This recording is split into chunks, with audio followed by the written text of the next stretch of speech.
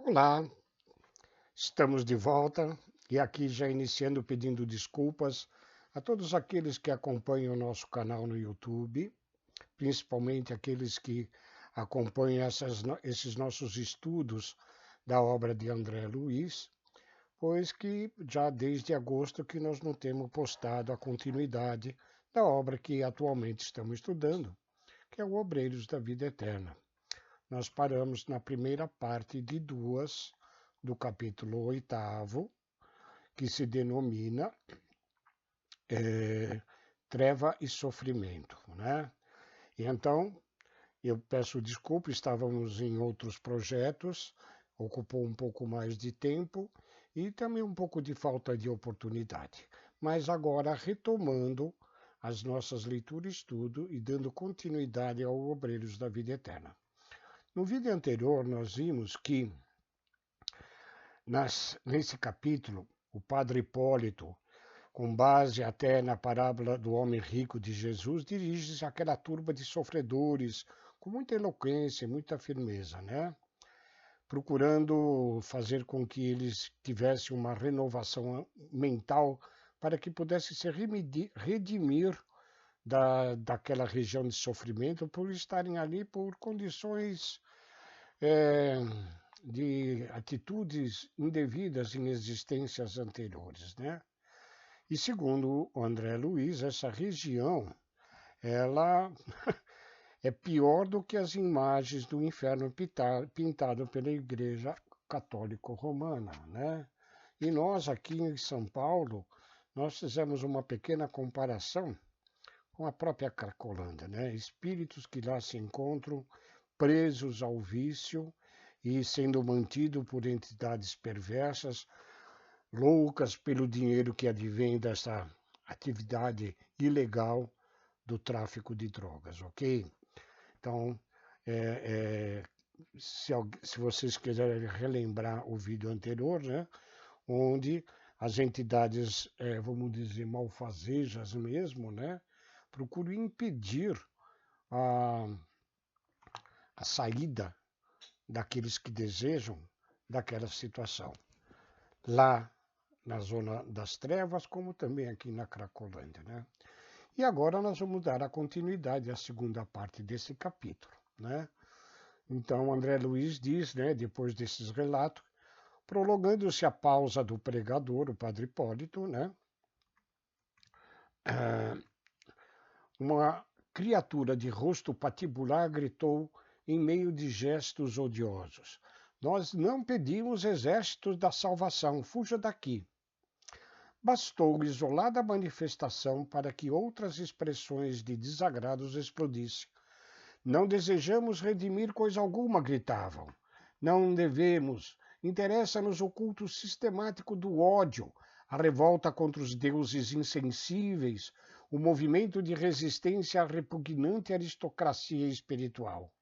Morram os pregoeiros da virtude falsificada, caiam os oportunistas de além-túmulo.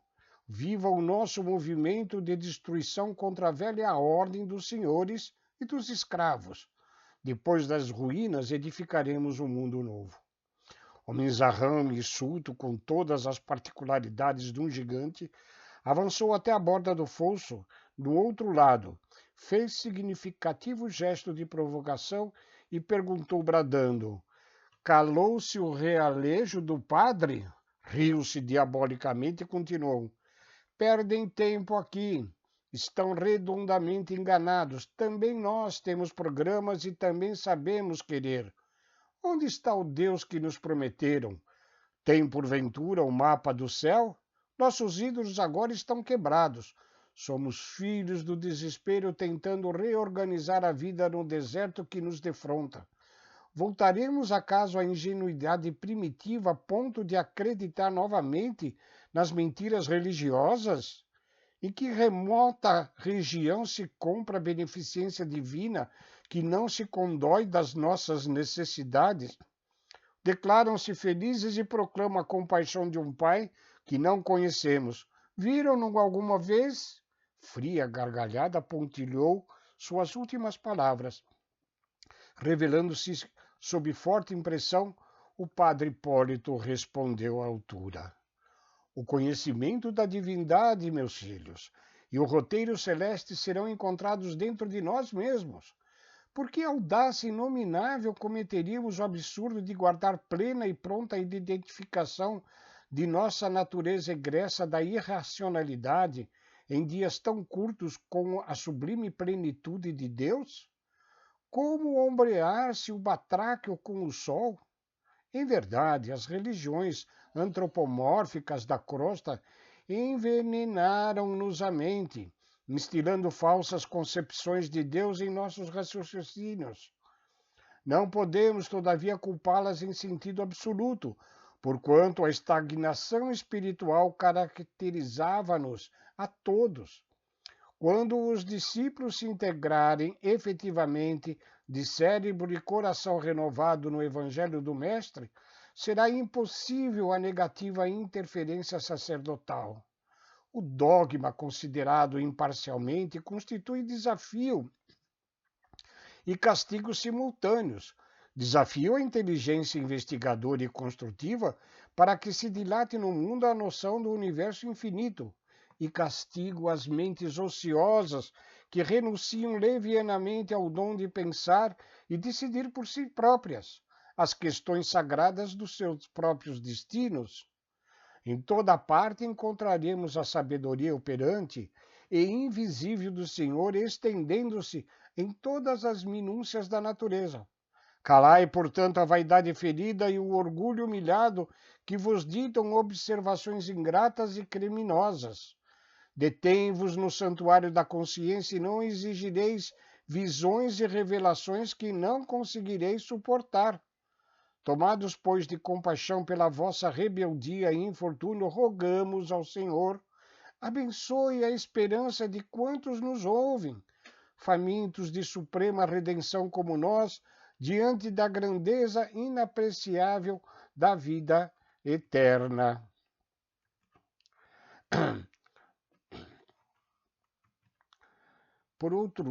Para outro público, as palavras do ex-sacerdote seriam vivas e convincentes, mas aquelas entidades endurecidas e perversas para quem foram proferidas mostraram-se frias e insensíveis. Fizeram-se ouvir outras vozes em sinistro coro: basta, basta, fora, fora daqui!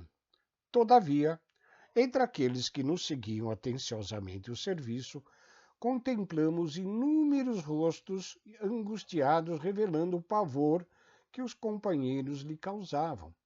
Aumentara-se o número. Verifiquei, porém, que não havia ali uma só criança, apenas adultos, jovens e velhos de todos os aspectos. Notava-se que a dissertação de Hipólito lhes fizera enorme bem. Muitos deles vertiam um pranto copioso, contudo, impropérios e maldições cruzavam o espaço. Os malfeitores impenitentes não nos toleravam a presença e cada qual era mais fértil nas ironias selecionadas, com o fim de despertar humorismo sarcástico e desprezo na desventurada assembleia. A princípio, impulsos de reação afloraram-me no espírito surpreso. Não seria então conveniente que nos organizássemos contra semelhante malta de criminosos? Raciocina André Luiz. Não seria melhor saltar o óbito visível e arrebatar-lhes as vítimas indefesas? A nosso favor contávamos com a volitação fácil, e as noções de caridade avivavam-me justificado instinto de reação. Perante nós, a algumas dezenas de metros, viam-se mulheres desfiguradas pela dor, velhos e moços esquálidos e abatidos. Ninguém fugia ao doloroso aspecto de supremo infortúnio. Semelhavam-se a cadáveres em retorno inesperado à vida depois de longa permanência no túmulo. Pensamentos de revolta cruzavam-se-me no cérebro. Por que razão o padre Hipólito não respondia à altura? Por que não punir aqueles sicários da sombra que denunciavam refinada cultura intelectual e vigorosa inteligência? Não possuíamos, então, o suficiente poder para a repressão necessária? O assistente Jerônimo, percebendo-me o perigoso estado da alma, aproximou-se cautelosamente de mim e falou bastante discreto. André, extingue a vibração da cólera injusta. Ninguém auxilia por intermédio da irritação pessoal. Não assumas aqui o papel de crítico. Permanecemos aqui na qualidade de irmãos mais velhos no conhecimento divino, tentando socorro aos mais jovens, menos felizes que nós, sim. Revistamo-nos de calma e paciência, André. Responder a insultos descabidos é perder valioso tempo na obra da confraternização ante o Eterno Pai. Hipólito não pode duelar verbalmente, nem a irmã Zenóbia autorizar qualquer violência a esses infortunados, sob pena de relegarmos ao esquecimento sublime oportunidade de praticar o verdadeiro bem. Modifica, André, em missão mental para que te não falte a cooperação construtiva e guardemos a voz, não para condenar, e sim para informar e edificar cristamente. Às vezes a gente mesmo se revolta diante destas situações de entidades realmente más, né, de entidades praticamente criminosas, obrigando aqueles seres ali a permanecerem naquelas trevas de sofrimento, né? Mas a verdade é que nós, para evoluirmos, e os espíritos com certeza mais evoluídos, né? Não se utilizam nunca da violência, ainda que verbal, para auxiliar os nossos irmãos, né?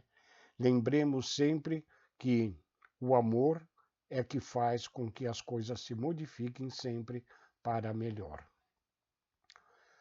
Aí André diz: reajustei o meu campo emotivo, rogando a Jesus me conferisse forças para olvidar o homem velho que gritava dentro de mim. Com a invocação ao plano superior através de súplica instantânea, desculpe, com a invocação do plano superior através da súplica, instantânea compreensão brotou-me na consciência. Em verdade, como interpretar investidas de criaturas já de si mesmas tão desventuradas? Antes de tudo, necessitavam o amparo e compaixão. Não haviam recebido ainda, como acontecer a nós outros, a bênção da fé viva, da conformação aos desígnios da lei eterna, do reconhecimento das próprias necessidades inferiores por incapacidade espiritual. Blasfemavam e riam, sarcásticas, desprezavam as dádivas da providência, injuriavam o mestre, esqueciam todas as considerações referentes à ordem divina e ao respeito humano. Quem éramos nós para convertê-las inopinadamente se o próprio Senhor lhes tolerava, paciente e amigo, as palavras torpes, sem represálias individuais? Não lhes bastaria a limitação lamentável a que se entregavam? No círculo estreito do sofrimento e acoimados pelo desespero, não ultrapassavam a esfera das sensações grosseiras e intentavam inutilmente combater o bem. Verdade é que doía vê-los oprimindo míseras entidades que se ajoelhavam sob o nosso olhar, implorando ajuda e libertação.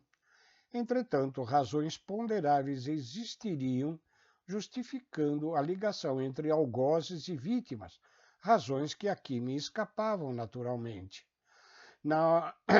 Modificaram-se-me as apreciações do primeiro instante, tomado de súbita piedade, notei que, ao serenarem as ironias dos maus e observando talvez que não transpunhamos o obstáculo em serviço de libertação, pintava-se na fisionomia dos sofredores confessos a mais pungente ansiedade.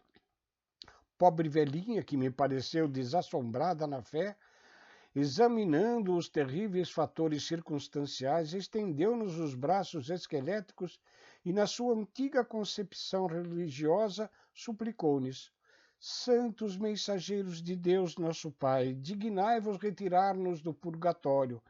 Estamos torturados pelo fogo dos remorsos e pelos demônios que nos cercam.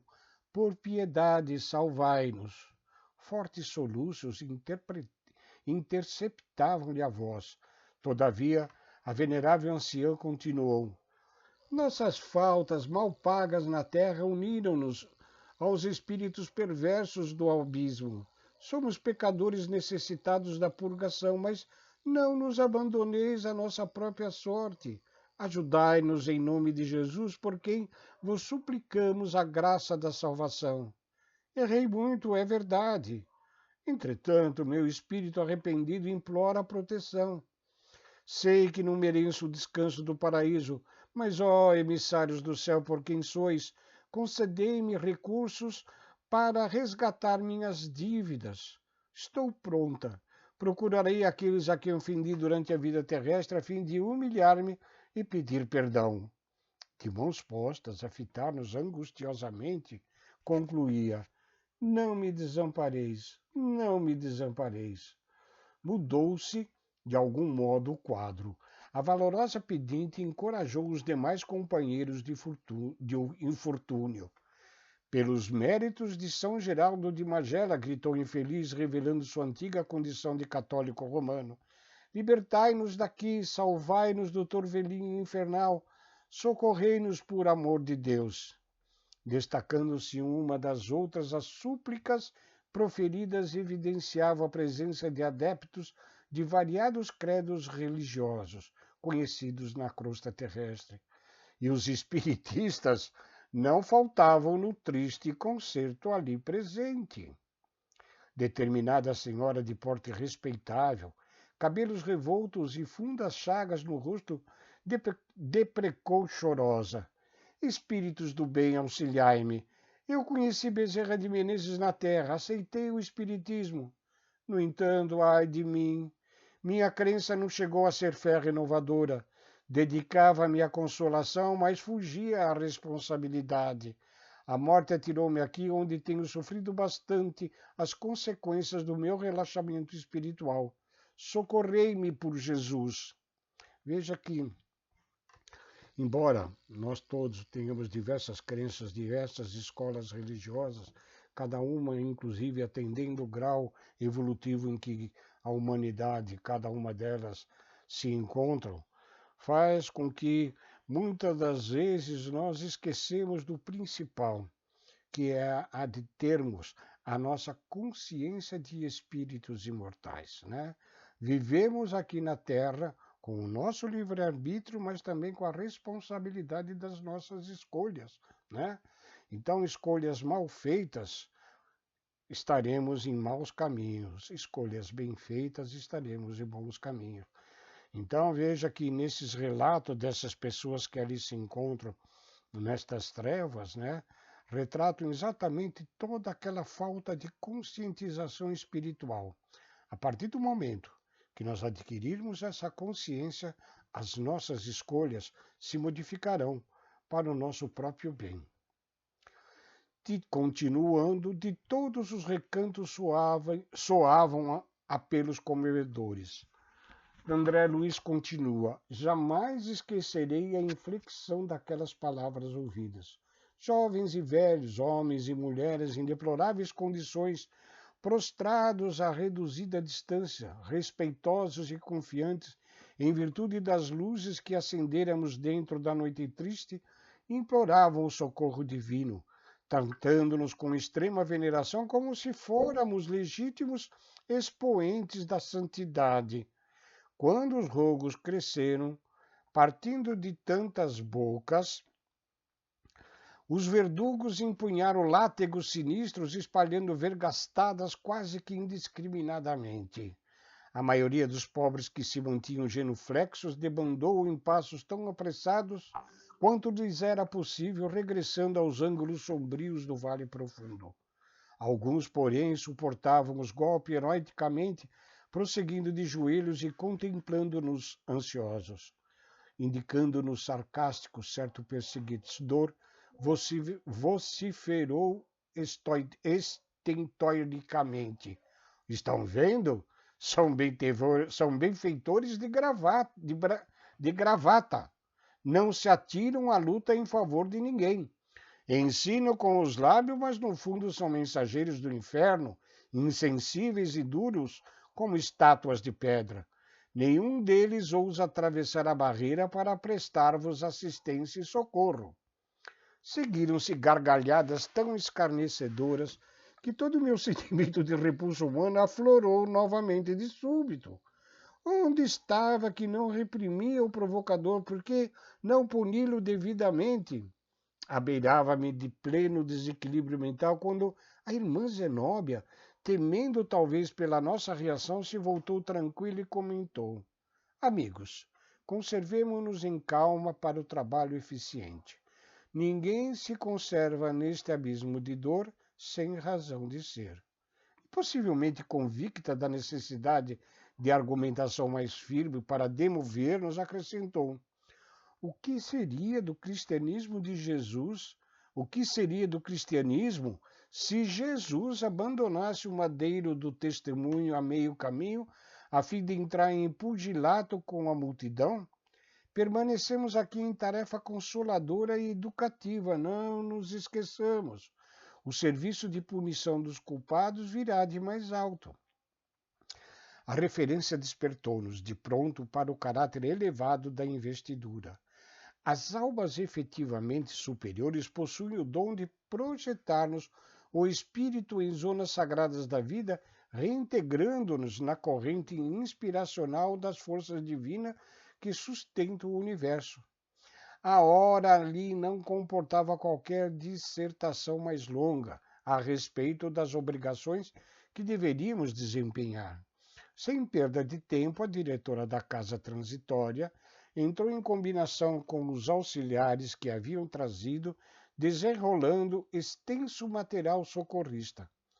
Iam às providências e meio quando vários grupos de infelizes tentaram vencer o obstáculo, ansiosos por se reunirem a nós outros. Mas os verdugos ali, agindo solertes, golpeavam-nos cruelmente, empenhando-se em luta para precipitá-los ao fundo do fosso tenebroso, do qual fugiam as vítimas tomadas de visível terror.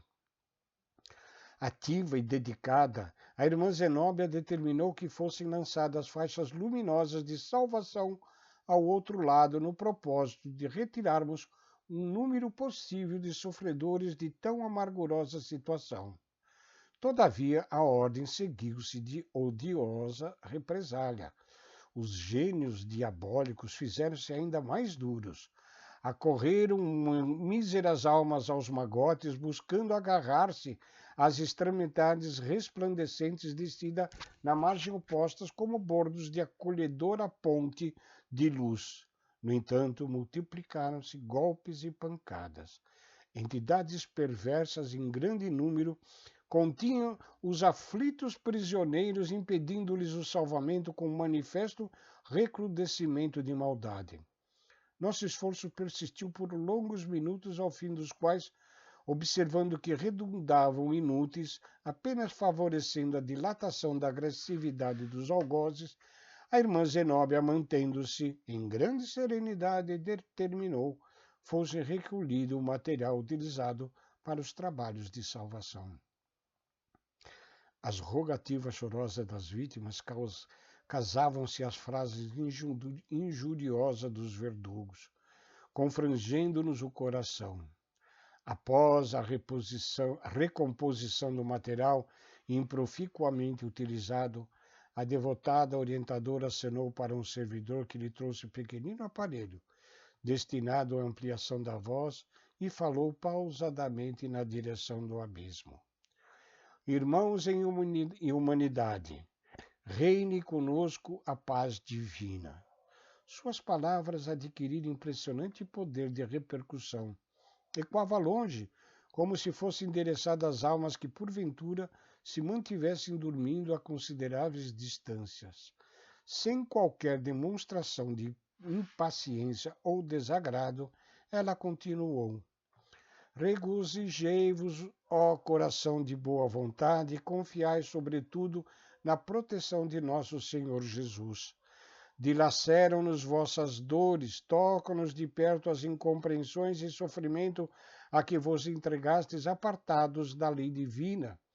E se não atravessamos o fosso negro na tentativa suprema de salvar-vos temporariamente do mal, é que somos igualmente companheiros de luta sem imunidades angélicas, detentoras de possibilidades limitadas no amparo aos semelhantes.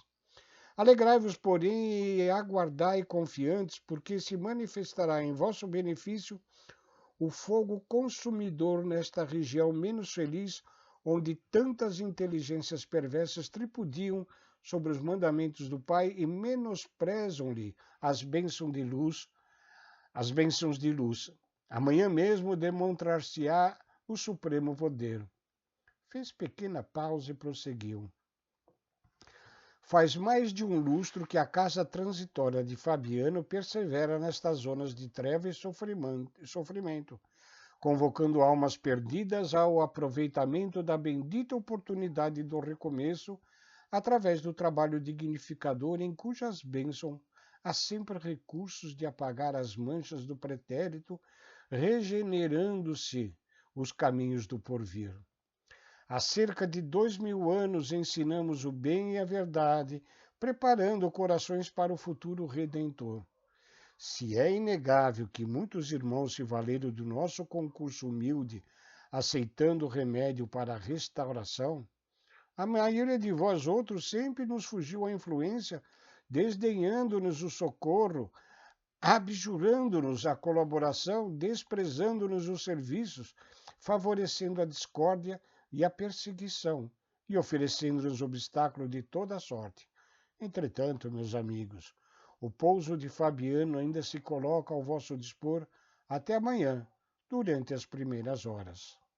Ante a grave inflexão daquela voz, e considerando talvez o teor do aviso, calaram-se aquelas bocas pervertidas e desequilibradas.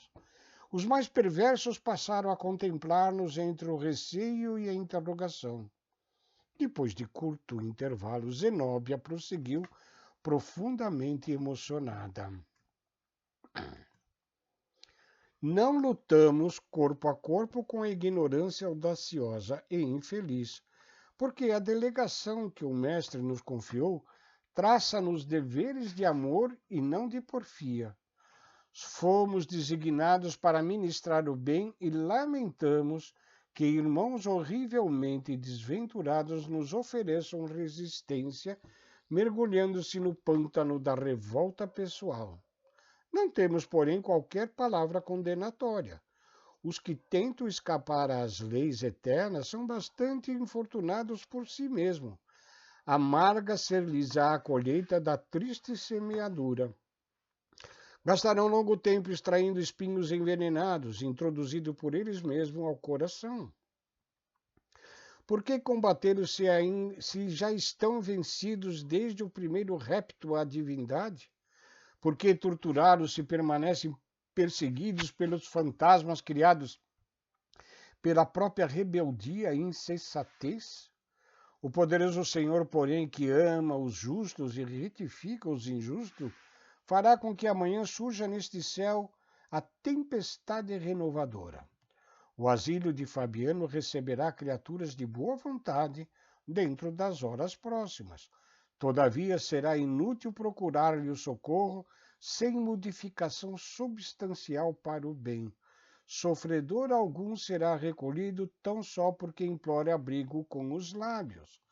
Nossa casa de paz cristã é igualmente tempo de trabalho cristão, e a hipocrisia não lhe pode alterar o ministério santificador. Nossas defesas magnéticas funcionarão rigorosas e apenas os corações, sinceramente interessados na renovação própria em Cristo Jesus, serão portadores da senha indispensável ao ingresso. Debalde rogarão socorro às entidades endurecidas no crime e na indiferença. Vejam que o socorro não falha, né? E nem falta, né? Embora às vezes parecendo muito doloroso este fogo que assolará esta região trevosa, né? Mas que se propõe a ajuda àqueles que realmente merecem, por puro arrependimento, né? Todos nós ainda, espíritos imperfeitos na Terra, temos as nossas condições de rebeldia, de revoltas, né? E temos muitas atitudes indevidas ao longo das nossas existências, né?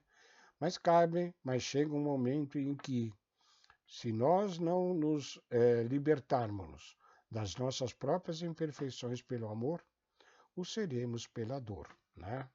E André dá continuidade aqui a este capítulo.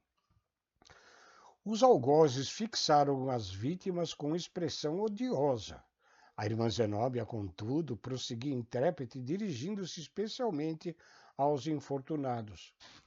Suportai os verdugos cruéis por mais algumas horas e valei-vos da oração para que não vos faltem energias interiores. Não temos necessidade da luta corporal nem da defensiva destruidora, e sim da resistência que o Divino Mestre exemplificou. Tolerai os inimigos gratuitos do bem, desesperados e infelizes, que nos perseguem e maltratam, orando por eles, porque o poder renovador se manifestará convidando, por intermédio do sofrimento, a quem se arrependam e se convertam. Essa conclamação da irmã Zenobra aqui nos faz lembrar aqueles cristãos que, resistindo aos verdugos daquela época do Império Romano, né, a crueldade com que foram tratados lá nas arenas, junto às feras, junto aos incêndios criminosos que colocaram a culpa nos próprios cristãos e muitos deles queimados vivos, né? Faz-nos lembrar que aqui, mais ou menos, não só na Terra, mas no plano dos espíritos também, esse sofrimento continua. Até que nós nos verguemos em direção ao bem e ao amor ao próximo, como Jesus sempre nos ensinou. Em seguida, expressando otimismo e felicidade nos olhos lúcidos, a orientadora ergueu comovente súplica pelos habitantes do abismo, a qual acompanhamos com lágrimas de emoções.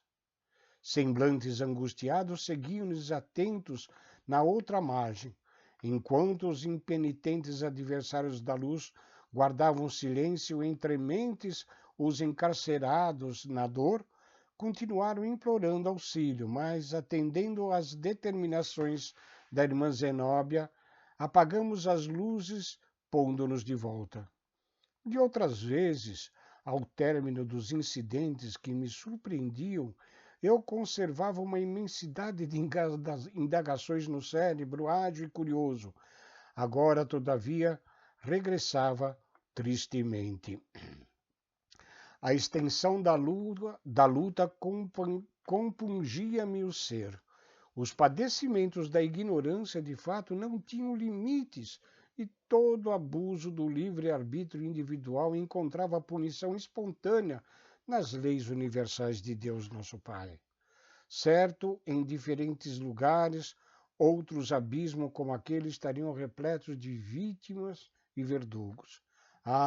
Também eu guardava no vaso do coração todos os ressaibos das vicissitudes humanas. Também eu sofrera muito e havia feito sofrer. Reminiscências vigorosas da existência carnal jaziam vivas ainda em mim. De alma voltada em silêncio para o Cristo de Deus, meditei sobre a grandeza do seu sublime sacrifício e, pensando nos cruéis perseguidores e nos pobres perseguidos do Vale Escuro, perguntava ao Senhor na intimidade do meu coração muito frágil e oprimido: por quem deveria eu chorar mais intensamente? E aqui nós terminamos esse capítulo um tanto quanto emocionante, mas ao mesmo tempo, né, doloroso demais, né? Ao vermos entidades que sofrem e desejam arrepender-se, e ao mesmo tempo entidades ainda perversas, ignorantes das leis de amor de Deus nosso Pai, entregando-se eles aos próprios infortúnios plantados por eles mesmos no coração, né? A esta reflexão de André Luiz, Por quem deveria eu chorar mais intensamente? Eu diria que deveríamos chorar mais pelos verdugos impenitentes, nesses verdugos que ainda calam dentro de si a voz de Deus nosso Pai na sua consciência, a voz do amor e da vida. E aqui ficamos com este capítulo encerrando e o próprio episódio do Obreiros da Vida Eterna, o capítulo 9, Louvor e Gratidão. Fiquem com Deus e agradeço sempre vocês acompanharem esses nossos estudos e peço desculpas mais uma vez por demorarmos na sequência da leitura e estudo do Obreiros da Vida Eterna. Esperamos agora darmos continuidade mais assiduamente. Até lá e obrigado.